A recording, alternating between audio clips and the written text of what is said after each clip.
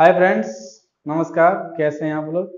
I hope आप बहुत अच्छे होंगे और पढ़ाई तो आपकी बहुत अच्छी चल ही रही होगी। ठीक है। और नहीं चल रही है तो कर लीजिए, क्योंकि समय बहुत नहीं है आपके पास और ये बड़ी मूल्यवान चीज़ है। इसको ऐसे ही व्यर्थ में ना गवाएं, पढ़ते रहें और आपकी पढ़ाई अच्छे से चलती रहे। इसलिए एक सीरीज अभी स्टार्ट है हमारी, जिसका नाम है एक्टिव एंड पैसिव वॉइस। ठीक है, तो कई सारे पार्ट आ चुके हैं, अब तो मुझे याद भी नहीं है कहाँ तक याद करें। और आई थिंक ये आज इस सीरीज का लास्ट वीडियो है। इसके बाद कल से फिर दूसरा कोई टॉपिक उठ के आएगा। ठीक है, तो इस सीरीज में हम आपको एडवांस की जो चीजें हैं, जो एडवांस नॉलेज है, वो देने वाले हैं। ठीक है, तो चलिए देख लेते हैं, सीख लेते हैं। आ जाइए। पहली चीज क्या है, आपने इतने सेंटेंस पढ़े हैं तो उनमें क्या होता है, कुछ सेंटेंस ऐसे होते हैं जिनमें वर्ब के बाद में जो ऑब्जेक्ट दिया रहता है, एक ही ऑब्जेक्ट दिया होता है।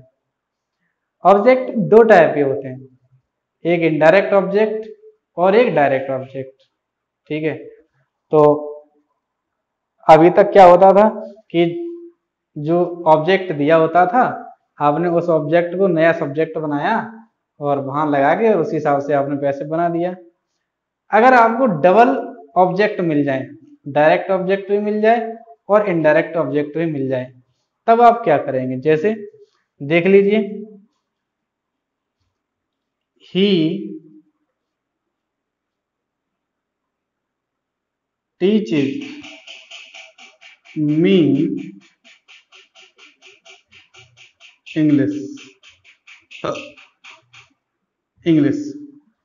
He teaches me English. अब देखो, मी ये भी सब्जेक्ट है, इंग्लिश ये भी सब्जेक्ट है, यानी ऑब्जेक्ट, सॉरी, ये भी ऑब्जेक्ट है और ये भी ऑब्जेक्ट है, यानी अब इसमें हो गए डबल ऑब्जेक्ट। एक इनडायरेक्ट ऑब्जेक्ट है और एक डायरेक्ट ऑब्जेक्ट। ठीक है, और एक देख लीजिए, she gave me a pen. She gave me a pen. अब इसमें देखो, मी भी आपका ऑब्जेक्ट है और ए पेन भी आपका ऑब्जेक्ट है, डबल ऑब्जेक्ट है। तो अगर ऐसे सेंटेंस आपको मिले जिनमें डबल ऑब्जेक्ट दिया हो, तो ऐसे सेंटेंस को आप पैसिव कैसे बनाएंगे? ठीक है, तो पहले ये पॉइंट देख लेते हैं। इसमें क्या करना है? करना ये इसमें है कि आपको जिस ऑब्जेक्ट को ज्यादा प्रधानता देनी है, ज्यादा इंपॉर्टेंस देनी है, उसी को आप सब्जेक्ट बना लीजिए और उसी हिसाब से करते चले जाइए। दूसरी चीज, चाहे आप इसे सब्जेक्ट बनाएं, चाहे आप इसे सब्जेक्ट बनाएं। ठीक है, चाहे तो आप इसे नया सब्जेक्ट बना लीजिए, चाहे इसे नया सब्जेक्ट बना लीजिए, सेंटेंस आपका दोनों बार सही रहेगा बिल्कुल। ठीक है, कोई वैल्यू में अंतर नहीं आएगा। ठीक है, चलिए देख लीजिए, इसे हम दोनों को बना के देख लेते हैं। थोड़ा सा नीचे लिखना है इसको, है क्या जगह देख रहे हैं, यही बन जाए शायद। तो देखो, जैसे पहले हमने मी को बनाया नया सब्जेक्ट, अगर मी को हम नया सब्जेक्ट बनाएंगे तो मी जब इधर जाएगा तो सब्जेक्टिव केस में जाएगा और सब्जेक्टिव केस में जाएगा तो आई हो जाएगा। ठीक है, अभी इसे साफ कर लीजिए, कंफ्यूजन पैदा कर देगा। देख लीजिए एक बार, ये आपका सेंटेंस है, he teaches me English. Teaches me, E S लगा है, ईएस लगा है, तो ये आपका प्रेजेंट इंडेफिनिट टेंस है। ठीक है, तो उसी के अकॉर्डिंग आपको नियम लगाना है, प्रेजेंट इंडेफिनिट के अकॉर्डिंग। अब हमने देखा कि ये हो गया हमारा सब्जेक्ट, ये हो गई वर्ब, ये भी ऑब्जेक्ट और ये भी ऑब्जेक्ट। अब इस ऑब्जेक्ट में से पहले हम इस ऑब्जेक्ट को बना रहे हैं। ठीक है, नया सब्जेक्ट, और जब नया सब्जेक्ट बनाएंगे तो ये सब्जेक्ट के स्थान पर आएगा, तो मी सब्जेक्टिव केस में आ जाएगा, और मी जब सब्जेक्टिव केस में आएगा तो आई बन जाएगा, क्योंकि मी का जो सब्जेक्टिव केस होता है वो क्या होता है? आई। तो आई बन जाएगा, आई बन गया। आई के साथ एम आता है, हेल्पिंग वर्ब, जो प्रेजेंट इंडेफिनिट का पैसिव का फॉर्मूला है, आप उसे देख लीजिए। आई के साथ एम आता है, तो I am taught. TAUGST taught verb की थर्ड फॉर्म, जैसे कि पहले हम लगाते थे सब्जेक्ट, सब्जेक्ट के बाद में हेल्पिंग वर्ब, हेल्पिंग वर्ब के बाद में मेन वर्ब की थर्ड फॉर्म। ठीक है, अब जो दूसरा ऑब्जेक्ट बचा है अब उसे लिख दीजिए यहां पर। तो I am taught English, I am taught English, यानी दूसरा आपका ऑब्जेक्ट बच रहा है, दूसरे ऑब्जेक्ट को आपको वर्ब के बाद लिख देना है। ठीक है, उसके बाद में लगा दीजिए बाई। ठीक है, और बाई के बाद में एजेंट लगा दीजिए। तो बाई तो हमें लगा दी, एजेंट है हमारा ही अभी सब्जेक्टिव केस में है, जब इधर आएगा तो ऑब्जेक्टिव केस में हो जाएगा। तो ही का ऑब्जेक्टिव केस क्या है? हिम। लास्ट में लगा दो फुल स्टॉप, आपका सेंटेंस तैयार है। ठीक है, तो ऐसे करना है। तो हमने क्या किया, जो मी था इसे मान लिया नया सब्जेक्ट और नया सब्जेक्ट लगा दिया, नए सब्जेक्ट के अकॉर्डिंग वर्ब लगा दी, उसके बाद में मेन वर्ब की थर्ड फॉर्म लगा दी, उसके बाद में जो ऑब्जेक्ट बचा वो लगा दिया, फिर लगा दी बाई, फिर लगा दी हिम। काम हमारा बिल्कुल सही हो गया। अब की बार इसे नया सब्जेक्ट मान लेते हैं। अभी इसे माना था, अब इसे मान लीजिए। इसे मान के करोगे तो क्या होगा, इंग्लिश इधर ले आओ, तो इंग्लिश, इंग्लिश, अब ये सिंगुलर है, सब्जेक्ट का नाम है, तो इंग्लिश इज, अब इज लग गया, सब्जेक्ट हो गया, हेल्पिंग वर्ब हो गई, अब वर्ब की थर्ड फॉर्म लगा दो। तो English is taught, TAUGST taught. अब जो ऑब्जेक्ट बचा है अब वो ऑब्जेक्ट लगा दो, तो मी हो गया। तो English is taught me by him, हो गया। ठीक है, बिल्कुल इजी है, इसमें कोई कठिनाई है ही नहीं। तो ऐसे करना है। ठीक है, एक और देख लीजिए, she gave me a pen, she gave me a pen.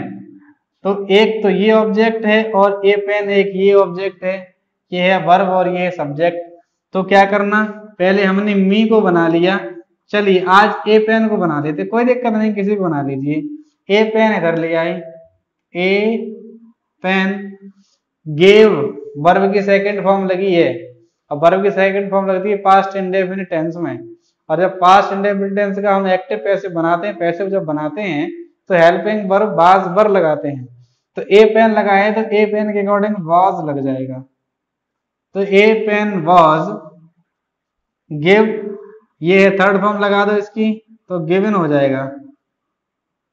A pen was given me या given to me by her, हो गया।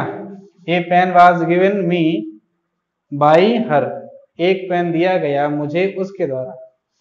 अब की बार जो मी है इसे आगे ले जाओ, तो मी का हो जाएगा आई, आई हो गया। अब आई के साथ में वॉज लग जाएगा, तो आई वॉज हो गया। देना जो गेव है, गेव की थर्ड फॉर्म गिवन लग जाएगी, तो आई वॉज गिवन। अब जो दिया है आपका ऑब्जेक्ट वो लग जाएगा, ए पेन, ए पेन हो गया, I was given a pen by her हो जाएगा, बाई हर हो गया। ठीक है, तो इस तरीके से करने हैं, सरल है, बहुत सरल है। अगर दो ऑब्जेक्ट दिए हों तो दो में से किसी भी ऑब्जेक्ट को आप सब्जेक्ट नया बना लीजिए, उसके बाद में उसी टेंस की जो हेल्पिंग वर्ब लगेगी वो लगाइए, उसके बाद में वर्ब की थर्ड फॉर्म लगाइए, और वर्ब की थर्ड फॉर्म लगाने के बाद में जो ऑब्जेक्ट बचा है उसे रख दीजिए, उसके बाद में बाई लगाइए, बाई लगा के एजेंट बना दीजिए। ठीक है, तो ऐसे हो जाएगा।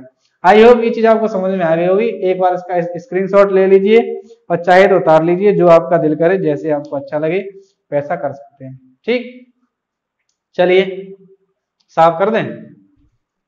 अब देखिए आगे अगला पॉइंट, तो इसमें एक पॉइंट हो गया कि अगर आपको डबल ऑब्जेक्ट मिल जाए तो कैसे करना है। ठीक है, दूसरी क्या है, दूसरी चीज ये है कि आपने देखा होगा कुछ जगह बाई नहीं लगा होता है, और बाई के बाद में जो एजेंट होता है वो भी नहीं लगा होता है। ऐसा कब होता है? ठीक है, न तो बाई लगा होगा और न बाई के बाद एजेंट लगा होगा, लेकिन पैसिव वॉइस होगा। जैसे the thief was cot, the thief was cot, चोर पकड़ा गया। तो ऐसा कब होता है कि सब्जेक्ट आपका जो एक्टिव वॉइस का होता है वो बाई के बाद नहीं लगाया जाता है।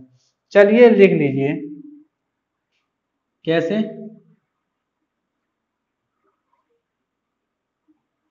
नोट डाल लीजिए,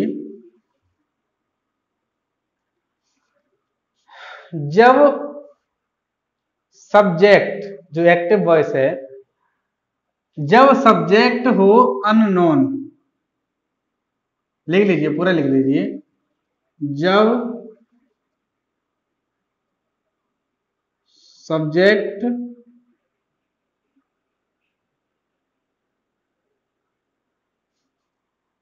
अननोन हो या हो अंडरस्टूड,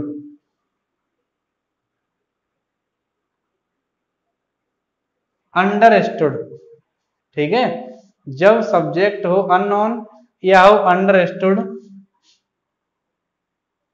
तब बाई प्लस एजेंट को ओमिट किया जाता है।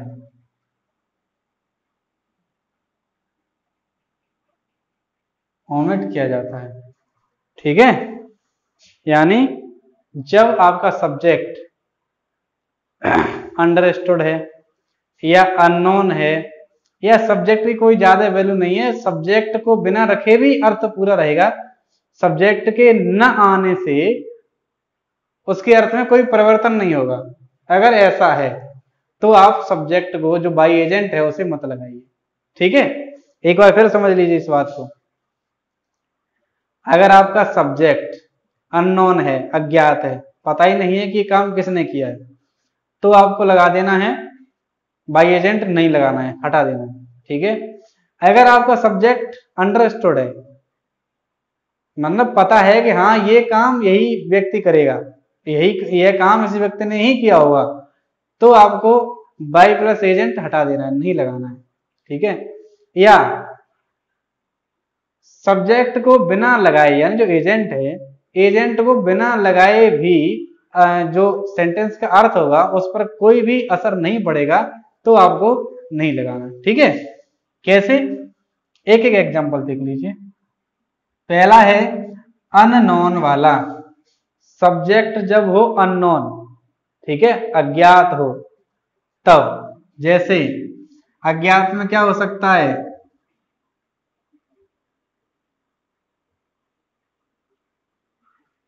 somebody, anybody, none, या no one, या someone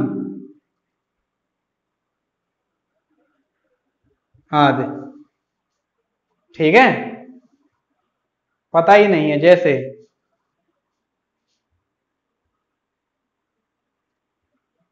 someone has stolen my bike, किसी ने मेरी बाइक चुरा ली। अब जो बाइक चुराने वाला व्यक्ति है वो जानकार तो हो नहीं सकता, अज्ञात ही होगा, और जब सब्जेक्ट अज्ञात है तो उसने कौन सा पारितोषिक वाला, पुरस्कार वाला काम किया जो हम उसे याद रखें। जो जरूरी था वो ये था कि मेरी बाइक चोरी हो गई, वो ज्यादा जरूरी है, न कि इससे कि कौन ले गया, पता ही नहीं इसके बारे में, वो क्या करें। तो ऐसा सेंटेंस दिया गया है, तब आपको क्या करना है, बाई प्लस एजेंट नहीं लगाना है। ठीक है, बाई प्लस एजेंट नहीं लगाना है। कैसे? देख लीजिए। तो माई बाइक ये हो गया आपका ऑब्जेक्ट, स्टोलन ये हो गई मेन वर्ब, ये हो गई हेल्पिंग वर्ब, और ये हो गया सब्जेक्ट। तो जो हमारा न्यू सब्जेक्ट है उसे हम इधर लेके आएंगे। न्यू सब्जेक्ट है हमारा my bike, my bike, my bike, my possessive case है आई का, और माई का माई रहा है, चेंज नहीं हुआ है। मैंने आपको पहले ही बता दिया था कि सिर्फ ऑब्जेक्टिव और सब्जेक्टिव केस आपस में बदले जाएंगे। सब्जेक्टिव होगा तो ऑब्जेक्टिव हो जाएगा, ऑब्जेक्टिव होगा तो सब्जेक्टिव हो जाएगा, बाकी का न तो रिफ्लेक्सिव केस बदला जाएगा और न पजेसिव केस बदला जाएगा, इसलिए माई बदला नहीं गया है। ठीक है, तो माई बाइक ये हो गया। अब इसमें लगा है हैज, टेंस है आपका प्रेजेंट परफेक्ट, तो प्रेजेंट परफेक्ट के पैसिव की जो हेल्पिंग वर्ब होगी वो होगी हैज बीन या हैव बीन, दो में से एक आ सकती है। सब्जेक्ट सिंगुलर होगा तो हैज बीन आ जाएगा, सब्जेक्ट प्लूरल होगा तो हैव बीन आ जाएगा। सब्जेक्ट माई बाइक, एक ही तो बाइक है, तो सब्जेक्ट सिंगुलर है तो यहाँ पर हैज बीन आ जाएगा, तो माई बाइक हैज बीन। ठीक है, इतना हो गया। अब स्टोलन वर्ब की थर्ड फॉर्म आ जाएगी स्टोलन। ठीक है, अब हमें लगाना चाहिए था बाई प्लस एजेंट, यानी बाई सम्मन लगाना चाहिए था। हम बाई सम्मन अब नहीं लगाएंगे क्योंकि सब्जेक्ट हमारा कैसा है, अज्ञात। सब्जेक्ट और अज्ञात हो तो आपको नहीं लगाना है। ठीक है, चलिए ये सेंटेंस हो गया। एक एग्जाम्पल और देख लीजिए। The people speak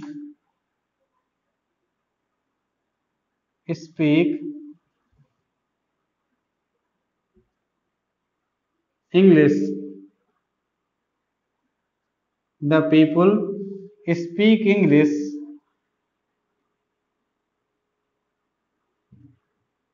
in whole world, यानी संसार के सभी लोग इंग्लिश बोलते हैं एक तरीके से, मान लीजिए सेंटेंस है ये।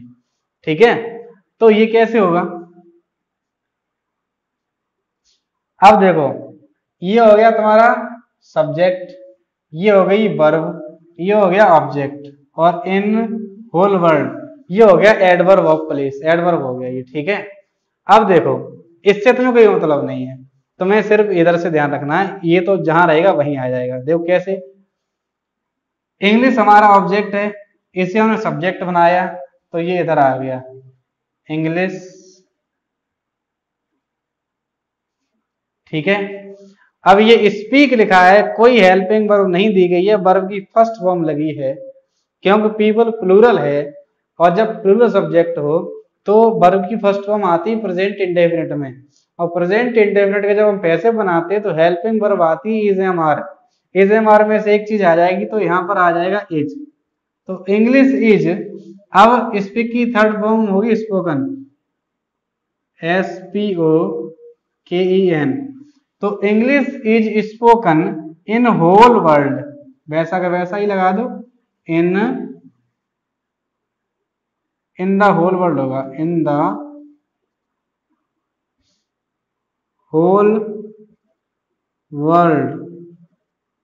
अब द पीपल है, कॉमन सी बात है कि इंग्लिश लोग ही बोलेंगे, जानवर थोड़ी ना बोलेंगे, तो इसमें क्या, और सपोज ये करो, यहाँ गौर से अगर गौर करोगे तो देखोगे कि बिना पीपल के भी अर्थ पूरा निकल रहा है, तो इसलिए हम द पीपल यहाँ नहीं लगाएंगे। ठीक है, तो जब सब्जेक्ट हो हमारा अननोन, जब सब्जेक्ट हो हमारा अंडरस्टूड, पहले से ही पता हो। ठीक है, तो पहले से पता हो वो भी देख लीजिए, दो तो हमने देख लिए, एक तो अननोन वाला देख लिया, और जिसके न होने से भी अर्थ पूरा रह सकता है वो भी देख लिया। एक एग्जांपल देख लीजिए पहले से ही पता है उसके बारे में, जैसे the police arrested the thief, police ने चोर को पकड़ा या पुलिस ने चोर पकड़ा। अब द थीफ ये है ऑब्जेक्ट, ये है वर्ब, और ये है आपका सब्जेक्ट। ठीक, कैसे करोगे, द थीफ इधर ले आओ, न्यू सब्जेक्ट बन गया द थीफ। अरेस्टेड वर्ब की सेकंड फॉर्म लगी है, और वर्ब की जब सेकंड फॉर्म लगी है तो पास्ट इंडेफिनिट है, और पास्ट इंडेफिनिट की जो हेल्पिंग वर्ब होती है पैसिव की, वो होती है वाज वर्ब। तो द थीफ अकेला है इसलिए वाज लग जाएगा क्योंकि सिंगुलर के संग में आता है वाज। ठीक है, तो the thief was arrested. Arrested. अब भाई सोचने वाली बात है कि चोर को गिरफ्तार कौन कर सकता है? पुलिस। यानी ये तो पहले से ही अंडरस्टूड माइंडसेट है कि चोर को अगर कोई गिरफ्तार कर सकता है तो पुलिस कर सकता है, यानी जो सब्जेक्ट है हमारा वो अंडरस्टूड है, पहले से ही पता है, तो भी आपका नहीं आएगा बाई प्लस एजेंट। ठीक है, तो द थीफ वाज अरेस्टेड। और जैसे the postman distributes the letters, तो हो जाएगा the letters are distributed by the postman नहीं होगा क्योंकि पत्र बांटने का काम पोस्टमैन का ही है, तो पोस्टमैन नहीं आएगा। ठीक है, तो जो सब्जेक्ट हो हमारा अंडरस्टूड, सब्जेक्ट हो हमारा अननोन, और बिना सब्जेक्ट को रखे भी सेंटेंस का पूरा अर्थ निकल आए तो हमें सब्जेक्ट जो बाई प्लस एजेंट है वो नहीं लगाना है। ठीक है, तो ये बात हो गई एजेंट वाली कि आपको बाई प्लस एजेंट कब वॉमिट करना है। आई होप आपको ये समझ में आ गया होगा अच्छे से। ठीक है, और इसे उतार लेना अगर ना उतारा हो तो, और चाहे तो स्क्रीनशॉट लेकर कर लेना। और भी आगे देख लेते हैं। अगला है आपका, अगर आपको मिल जाए सेंटेंस कैसा, अगर आपको सेंटेंस मिल जाए इनडायरेक्ट में, किस में मिल जाए? इनडायरेक्ट सेंटेंस में। अगर इनडायरेक्ट सेंटेंस मिल जाए तब कैसे करना है? ठीक है, और मोस्टली इनडायरेक्ट का अगर नेगेटिव मिल जाए तो कैसे करना, सॉरी इनडायरेक्ट का इंटरोगेटिव मिल जाए तो, जैसे Ram asked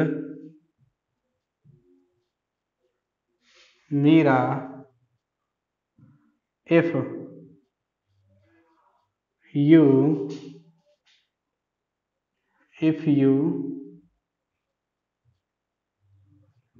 went to school, Ram asked Meera if she होगा यहाँ पे, if she went to school, ये मान लो सेंटेंस है। ठीक है, तो ये कैसे होगा? देखो, अगर ऐसा सेंटेंस मिले तो आपको कुछ नहीं करना, जो रिपोर्टिंग वर्ब वाला पार्ट है इसी का तुम्हें एक्टिव पैसिव बनाना है, पीछे वाले का नहीं बनाना, पीछे वाले को सेम टू सेम रखना है। कैसे? ये है आपका ऑब्जेक्ट मीरा, ये है हेल्पिंग वर्ब, और ये है आपका सब्जेक्ट। तो मीरा को तो इधर ले आओ, मीरा, ये हो गई मीरा, सब्जेक्ट लग गया, न्यू सब्जेक्ट हो गया इधर। अब आस्क्ड टेंस है आपका पास्ट इंडेफिनिट, और पास्ट इंडेफिनिट का जो टेंस है जब उसका पैसिव बनता है तो हेल्पिंग वर्ब बाज या वर्ब हो जाती है। तो मीरा के अकॉर्डिंग, मीरा सिंगुलर है इसलिए बाज आ जाएगा, तो मीरा बाज आस्क्ड,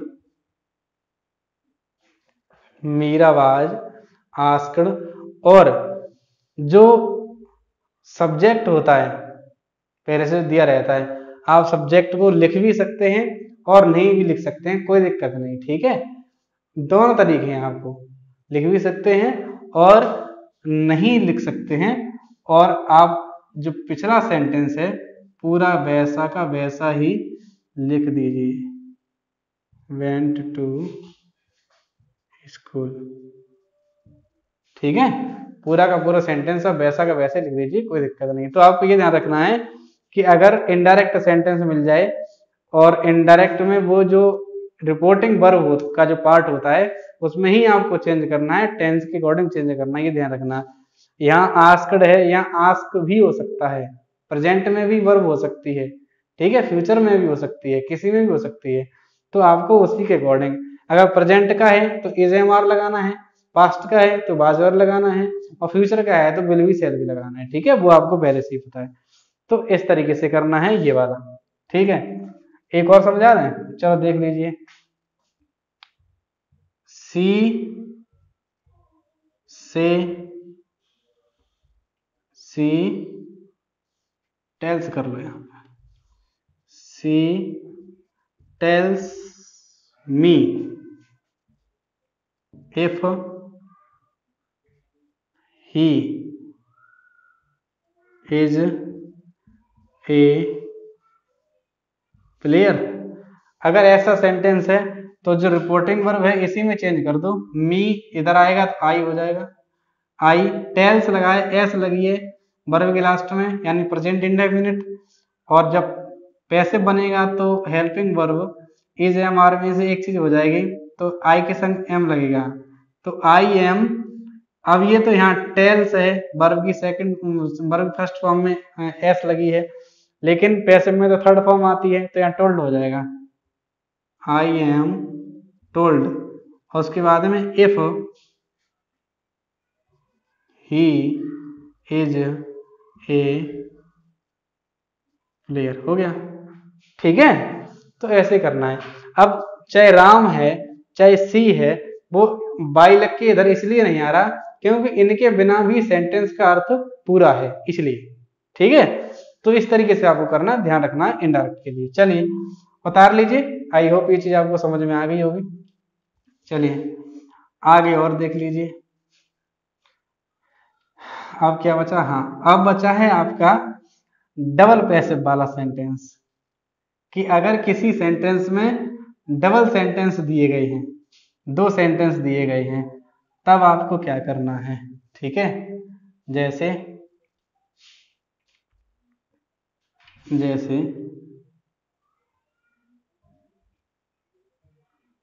दे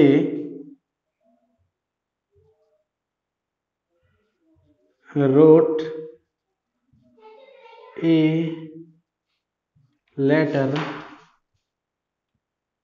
and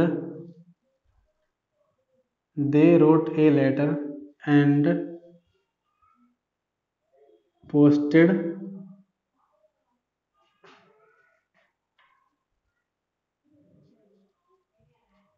it। ठीक है, they wrote a letter and posted it।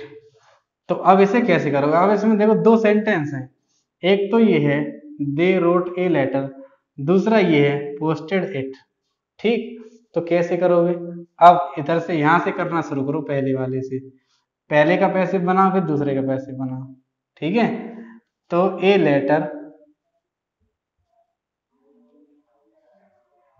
Letter road लगा है, वर्ब की सेकंड फॉर्म लगी है, वर्ब की सेकंड फॉर्म आती है पास्ट इंडेफिनिट टेंस में, और पास्ट इंडेफिनिट का जब पैसिव बनता है तो उसकी जो हेल्पिंग वर्ब होती है वो वाज वर्ब हो जाती है, तो ए लेटर के संग लग जाएगा वाज, तो ए लेटर वाज वर्ब की थर्ड फॉर्म रिटन।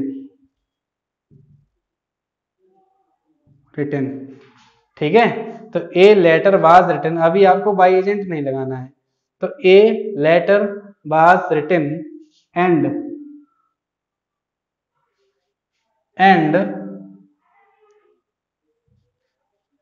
इट, इधर ले आओ, इट को इधर ले आओ, और इट का सब्जेक्टिव और ऑब्जेक्टिव के सेम रहता है, इट को इधर ले आओ तो इट। ठीक है, अब ये इसमें भी सेकंड फॉर्म लगी है, इसमें भी इट के संग वाज लग जाएगा, तो इट वाज पोस्टेड बाई, दे का देम कर दो लाके इधर, फुल स्टॉप लगा दो, हो गया। ठीक है, तो ऐसे करना है, एक बार फिर समझ लीजिए, they wrote a letter and posted it, उन्होंने एक पत्र लिखा और उसे पोस्ट कर दिया। अब वर्ब की सेकंड फॉर्म यहां भी लगी है, वर्ब की सेकंड फॉर्म यहां भी लगी है, और सेकंड फॉर्म कौन से टेंस में आती है, पास्ट इंडेफिनिट में। अब पास्ट, पहले तो एक सेंटेंस तो ये हो गया, दे रोट ए लेटर, एक सेंटेंस ही हो गया, तो पहले इसका पैसिव बना लो, तो ए लेटर इधर आ गया न्यू सब्जेक्ट बन के, इसके संग में हेल्पिंग वर्ब वाज आ गई, फिर वर्ब की थर्ड फॉर्म रिटन आ गई, फिर हमें ऑब्जेक्ट अभी नहीं लगाना है क्योंकि हमें ये वाला पार्ट और बनाना है, फिर एंड जो कंजंक्शन लगाए वो हमने लगाया, उसके बाद में जो इसका ऑब्जेक्ट है उसे सब्जेक्ट कर लिया, फिर हेल्पिंग वर्ब लगा ली, फिर वर्ब की थर्ड फॉर्म लगा दी, और बाई लगा के एजेंट लगा दिया। ठीक है, तो ऐसे ही करना है। एक एग्जांपल और देख लीजिए, दे looted the shop and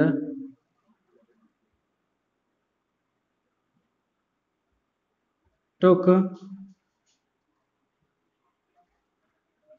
away all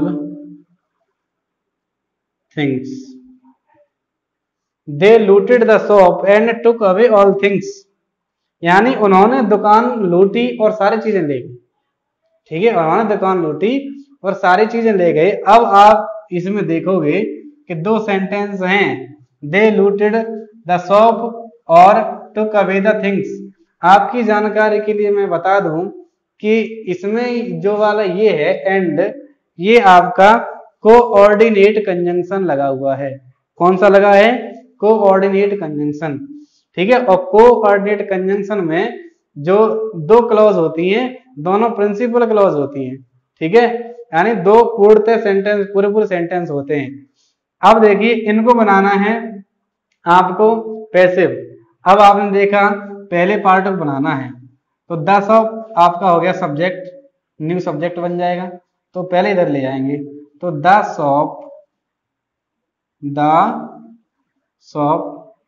shop लिख लिया। अब आपने देखा कि लूटेड है, वर्ब की सेकंड फॉर्म लगी है, और वर्ब की जो सेकंड फॉर्म लगती है वो लगती है पास्ट इंडेफिनिट सेंटेंस में। और जो पास्ट इंडेफिनिट की जो पैसे बनता है तो जो उसकी हेल्पिंग वर्ब होती है वो बाज वर्ब हो जाती है। तो द शॉप के अकॉर्डिंग बाज वर्ब लग जाएगा। द शॉप है सिंगुलर तो यहाँ लग जाएगा वॉस। लो वॉस लग गया। ठीक है, अब तो द शॉप बाज, वर्ब की थर्ड फॉर्म लूटेड ही होती है, लूटना आ गई, लूटेड। ठीक है, अभी आपको बाई देम अभी नहीं लगाना है, एंड लिख देना है, एंड लिख दिया। अब जो ये वाला पार्ट है इसे बना लीजिए। तो द थिंग्स ये हो गया तुम्हारा ऑब्जेक्ट, और फिर इसे नया सब्जेक्ट बनाओगे तो इधर आ जाएगा all things and all things took away, verb की सेकंड फॉर्म फिर आएगी। ठीक है, अब वर्ब की जब सेकंड फॉर्म आ गई तो टुक का जो थर्ड फॉर्म है वो टेकन हो जाएगा, वो भी जब इसके संग बाज लगाएंगे तब, क्योंकि जब ये सेकंड फॉर्म है पास्ट इंडेफिनिट टेंस है, पास्ट इंडेफिनिट कैसे बनाएंगे तो बाज वर आ जाएगा। तो यहाँ आ जाएगा ऑल थिंग्स के लिए वर्ब, ऑल थिंग्स वर टुक की थर्ड फॉर्म टेकन, अवे का अवे। ठीक है, और लगा दो फुल स्टॉप। बाई देम हमने यहां इसलिए नहीं लगाया, और अगर चाहो तो आप यहां पर भी बाई देम मत लगाओ, यहीं तक छोड़ दो। ठीक है, यहां तक बाई देम। इन दोनों में अगर आप बाई देम भी न लगाएंगे तो भी सेंटेंस का अर्थ पूरा रहेगा। कैसे? यानी द शॉप वाज लूटेड, दुकान लूट ली गई और सारी चीजें चली गई। कौन ले गया पता नहीं, अज्ञात था। और जब सेंटेंस अज्ञात था तो फिर क्यों लगाना भाई? ठीक है, तो इसलिए बाई देम मत लगाओ, ना इसमें ना इसमें। और अगर लगा दोगे भी तो गलत नहीं होगा, लेकिन अगर नहीं लगाओगे तो बहुत अच्छा होगा। ठीक है, तो ये था आपका डबल पैसिव वाला कॉन्सेप्ट कि अगर सेंटेंस डबल है तो आपको कैसे बनाना है। ठीक है, चलिए तो अभी और बचा है क्यों परेशान हो रहे हो? एक चीज बतानी थी इसलिए हम बता रहे हैं। क्लॉज होती है क्लॉज, ठीक है, तीन प्रकार की होती हैं। कौन सी? एक प्रिंसिपल क्लॉज, ठीक है, एक कोऑर्डिनेट और एक सबऑर्डिनेट। तो सबऑर्डिनेट वाला हमने आपको समझा दिया है उसमें इनडायरेक्ट वाले में, क्योंकि जब इनडायरेक्ट सेंटेंस बनता है तो उसमें सबऑर्डिनेट ही आती है। तो अगर सबऑर्डिनेट प्रिंसिपल क्लॉज, हाँ, सबऑर्डिनेट क्लॉज वाला अगर कोई सेंटेंस आता है, ठीक है, तो आपको क्या करना है कि जो सबऑर्डिनेट जो प्रिंसिपल क्लॉज का भाग होगा उसका उसमें आपको पैसे बनाना, उसी का पैसे बनाना है, सबऑर्डिनेट का पैसे नहीं बनाना है। कोऑर्डिनेट वाला जैसे ये वाला एंड वाला जो लगा है, अगर कोऑर्डिनेट का आता है तो आपको दोनों को चेंज करना है, ठीक है। और प्रिंसिपल का आता तो चेंज करना ही है। तो एक चीज ध्यान रखनी है कि प्रिंसिपल क्लॉज आए तो पूरा चेंज होगा, और अगर कोऑर्डिनेट क्लॉज का आए तो पूरा चेंज होगा, और अगर सब ऑर्डिनेट क्लॉज का आए तो सब ऑर्डिनेट में केवल जो प्रिंसिपल क्लॉज होगी वो चेंज होगी, सब ऑर्डिनेट क्लॉज जो होगी वो चेंज नहीं होगी, ठीक है। चलिए, तो इतनी बात हमें बतानी थी। आई होप आपको ये बहुत अच्छे समझ में आए होंगे, ठीक है। चलो इन्हें साफ कर देते हैं। एक चीज और बची है, वो और देख लीजिए। आप भी कहेंगे कि अरे श्रीमान जी कहाँ तक पहुंचाया है, एक बार शुरू हो गई खत्म होने का नाम ही नहीं ले रहे हो। लेकिन मैंने आपको पहले ही प्रॉमिस कर दिया था, पहले ही बता दिया था कि जो इसका टॉप लेवल होगा, जो इसका अंतिम स्तर होगा, जो चरम सीमा होगी, हम आपको वहां तक लेके जाएंगे, ठीक है। चलिए अगला क्या है, अभी दो चीजें और बची हैं, ठीक है जी, दो चीजें अभी और बची हैं, वो और देख लीजिए। और आई थिंक, चलिए ठीक है, लास्ट वीडियो है, इसके लिए अब क्या करना है, तो है ही। चलिए देखिए, एक है आपका जो वर्ब होती है, एक ट्रांसिटिव वर्ब होती है और एक इंट्रांसिटिव वर्ब होती है। तो जो पैसिव बनता है वो ट्रांसिटिव वर्ब का बनता है, क्योंकि ट्रांसिटिव वर्ब के बाद में ऑब्जेक्ट आता ही आता है, ठीक है। इंट्रांसिटिव वर्ब का ऑब्जेक्ट नहीं बनता, लेकिन कभी कभी इंट्रांसिटिव वर्ब का भी ऑब्जेक्ट बनता है। शर्त ये होती है कि इंट्रांसिटिव वर्ब के बाद में एक प्रपोजिशन आना चाहिए और प्रपोजिशन के बाद में एक ऑब्जेक्ट आना चाहिए, ठीक है। कैसे, एक्सेप्शन है एक तरीके से समझ लीजिए कि अपवाद है, जैसे राम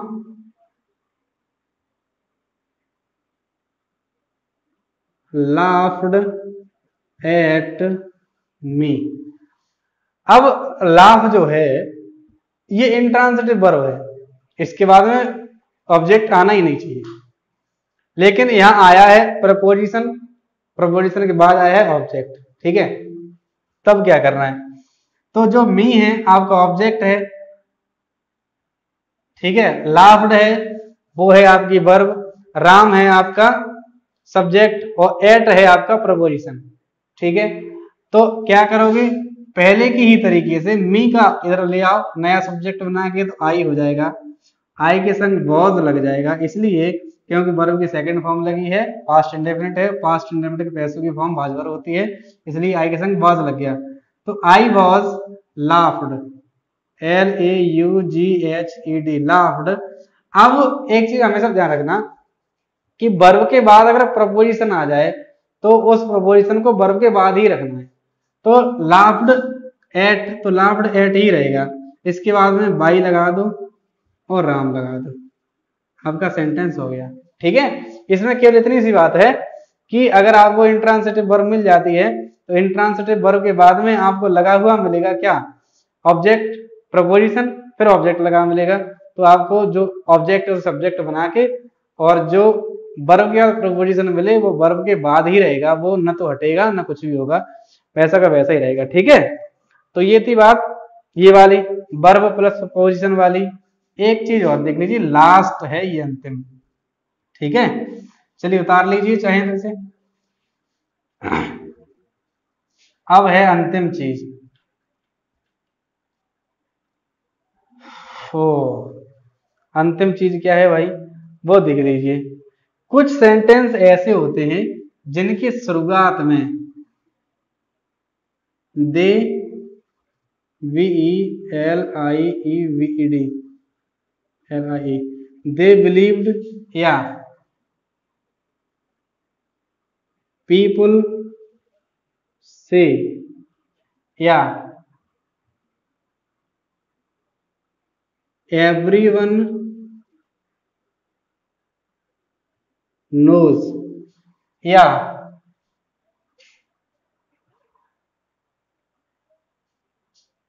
वी नो आदि शब्दों से सेंटेंस की शुरुआत होती है। और इसके बाद में आता है दैट, इसके बाद में आता है दैट, और फिर इसके बाद में लगा रहता है subject plus verb plus object, यानी कोई सा भी टेंस हो सकता है।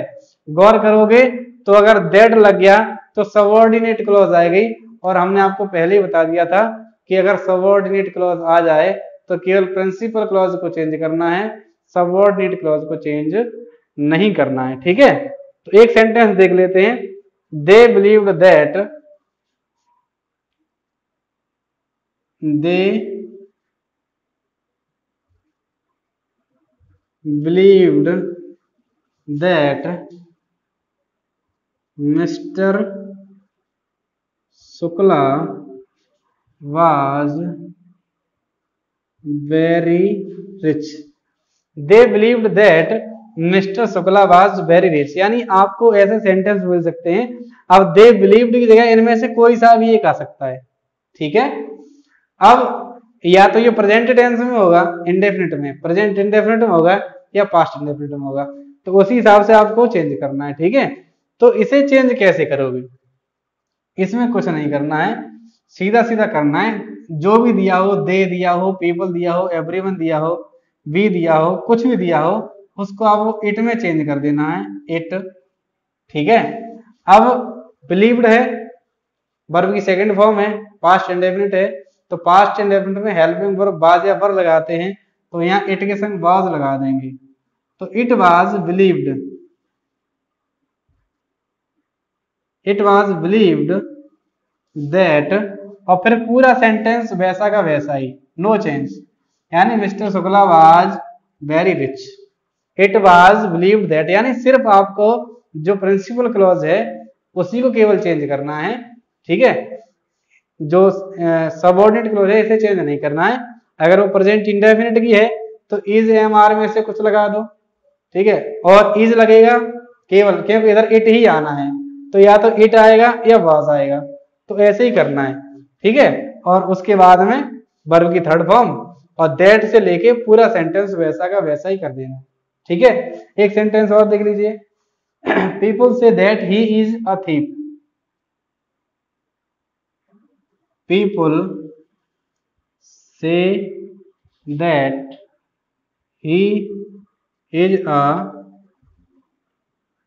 thief, ये सेंटेंस है। ठीक है, इसे कैसे करोगे?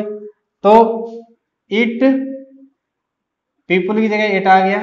ठीक है, से लगा है, वर्ब की फर्स्ट फॉर्म लगी है, वर्ब की फर्स्ट फॉर्म आती है प्रेजेंट इंडेफिनिट में, और जब प्रेजेंट इंडेफिनिट का पैसिव बनाते हैं तो इज एम आर लगाते हैं हेल्पिंग वर्ब, तो इट के संग आ जाएगा इज, तो इट इज से की हो जाएगी थर्ड फॉर्म सैड, तो इट इज सैड दैट, बाकी सेम टू सेम पूरा। ठीक है, ऐसे करना है, यानी जो आगे का जो हिस्सा होगा, आगे का पार्ट होगा, आपको वही चेंज करना है, चाहे पीपल लिखा हो, चाहे वी लिखा हो, चाहे एवरीवन लिखा हो, चाहे कुछ भी लिखा हो, उसे तुम्हें इट में चेंज करना है।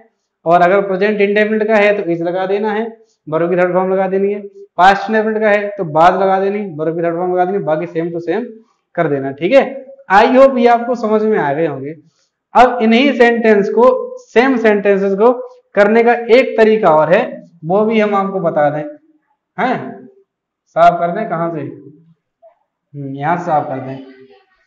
इसी सेंटेंस को करने का एक फॉर्मूला और है, इससे थोड़ा सा टफ कह सकते हैं आप। ठीक है, इससे थोड़ा सा टफ कह सकते हैं, ये बहुत सरल वाला है। इट इज बिलीव्ड या इट वाज बिलीव्ड, यूं करना है, और जो भी वर्ब दी गई हो, जरूरी नहीं कि यहाँ पर हर बार बिलीव्ड ही दिया जाएगा, बिलीव दे दिया जा सकता है, से दे दिया जा सकता है, कंसीडर दे दिया जा सकता है, कुछ भी, तो जो भी वर्ब दी गई उसकी थर्ड फॉर्म लगानी है आपको। तो ठीक है, मान लो यही सेंटेंस आप दूसरे प्रकार से कैसे कर सकते हो, तो सबसे पहले लिखो मिस्टर शुक्ला, जो सब्जेक्ट दिया गया है, तो मिस्टर शुक्ला, सेंटेंस ये है बिलीव्ड, पास्ट इंडेफिनिट, वर्ब लगेगी वाज, तो यहां लगा दो वाज, यही वाली वर्ब की third form VELIE believed, mister Shukla was believed, अब लगा दो टू बी, अब जो ये बचता है वेरी रिच, ठीक है, ऐसे हो जाएगा। एक सेंटेंस और देख लीजिए, कौन सा था अभी एक सेंटेंस? हाँ, पीपल से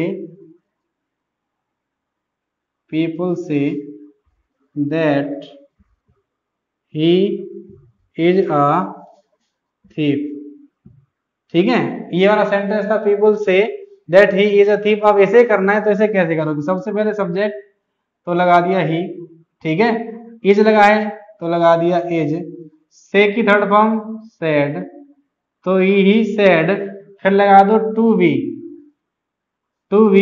अ थीफ, ऐसे करना है, ठीक है।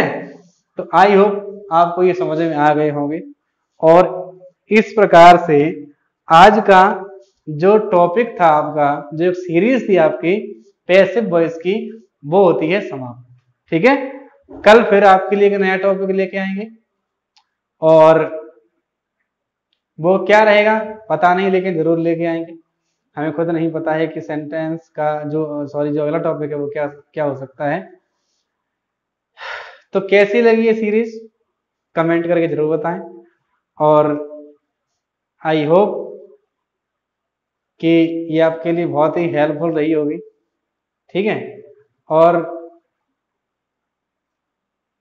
इस सीरीज के लास्ट में मैं आपसे सिर्फ एक बात कहना चाहूंगा कि आपको कई आपके यार दोस्त, गांव मोहल्ले पड़ोस के लोग मिलते होंगे, वो ये कहते होंगे कि अरे ठीक है लॉकडाउन चल रहा है, जिंदगी का पता नहीं है, ठीक है, जी लो पढ़ बाद में लेना, जीवित बचे रहोगे तो पढ़ भी लोगे, जी लो अभी। तो ऐसा नहीं है, जिया तो पढ़ के भी जा सकता है, और दूसरों के कुछ कहने की हम माने उससे बेहतर है कि हम अपनी फैमिली की जो कंडीशन है, फैमिली की जो उम्मीदें हैं, उनको देखते हुए खुद को हम संजो के रखें तो ज्यादा बेटर होगा, ठीक है। भगवान ने आपको इतनी योग्यता दी है, सबसे अलग बनाया है। बाकी देखो कई लोग ऐसे हैं जो आपसे कई डाउन लेवल के हैं, लेकिन आपको ईश्वर ने ऊपर उठा के दिया है, तो इसलिए नहीं दिया है कि आप यूं सबके साथ में खेल के हंस गुजार के घूम के जिंदगी को निकाल लें, कुछ अच्छा करने के लिए दिया है, ठीक है। तो आप लगे रहिए, पढ़ते रहिए, और साथ बने रहिए हमारे, मैं आपकी पूरी मदद करूंगा यहाँ से, ठीक है। और इसे ज्यादा से ज्यादा फैलाइए, क्योंकि विद्या बांटने से बढ़ती है, पास रखने से पता ही नहीं चलता कब खर्च हो जाती है, ठीक है। तो ये बढ़ाइए, पुण्य का काम है, सबसे अधिक पुण्य का काम यही है, तो इसे फैलाइए, बढ़ाइए। बहुत बहुत धन्यवाद, थैंक यू सो मच।